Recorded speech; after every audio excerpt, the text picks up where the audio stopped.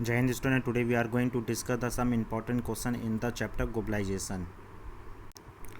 The first question, what do you understand by the liberalization of foreign trade?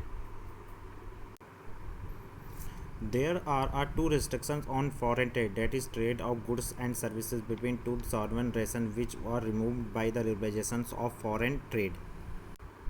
First, entry tax on or customer duty. This levied a goods and being imported into a country to protect the local producer of similar goods. This make foreign trade costlier so that the local goods can compare with its own price. Under the liberalization idle, there will be no custom duty on any imported product. The second, quota or restrictions on quantity being imported in the specific period. This will prevent the cheap foreign goods being be dumped and flooding the market of another country. Under the liberalization, there will be no restrictions on the quantity of goods being be imported from any country. Next question, what is the role of MNC in the globalization process?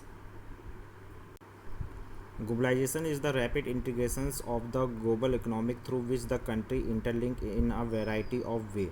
Globalization has enabled improvement in trade and communication with different countries.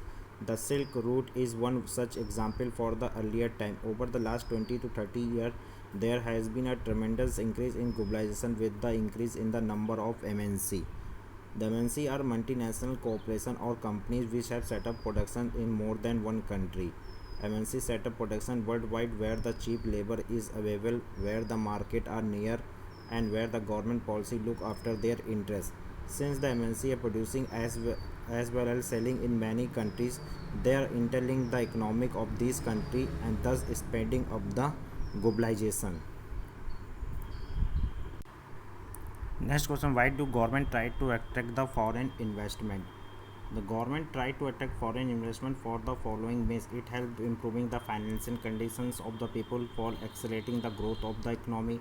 Foreign investment create new job opportunity in the country directly as well indirectly in the support service like transportation. Government gains additional tax by taxing profit made for the foreign investment. In 1991, the government of India liberalized its policy, felt that Indian producer must compete with the producer around the world.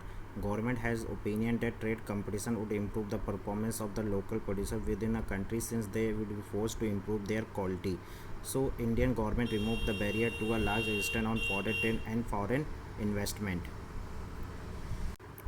by framing the policy that protect the interest of not only the rich and powerful but also the sections of the society they are linked to bear the negative impact on the globalization by supporting small producers so that they can compete with large manufacturers and by ensuring that labor law are properly implemented and workers get their rights by using trade and investment barrier and negotiating for the fair rules at the WTO. Next question, how the competition benefited people in India?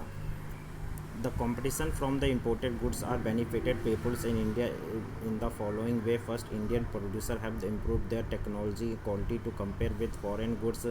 This had benefited the buyer of the goods as well as the producer who can now compete in the world market. The price of Indian goods have been reduced to match those of foreign goods and so buyer of these items have been benefited.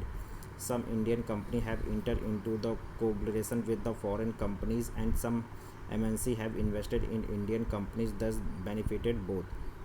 If more the MNC setup there would be able not only the contribute to the Indian economy but also generate employment in the country beside the helping India to emerge as an economic superpower.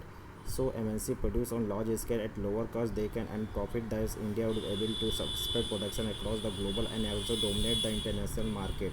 And export would increase Indian balance of trade would hence the fourth become favorable with MNC contribute to the world trade. India also able to attract the other country in international organization.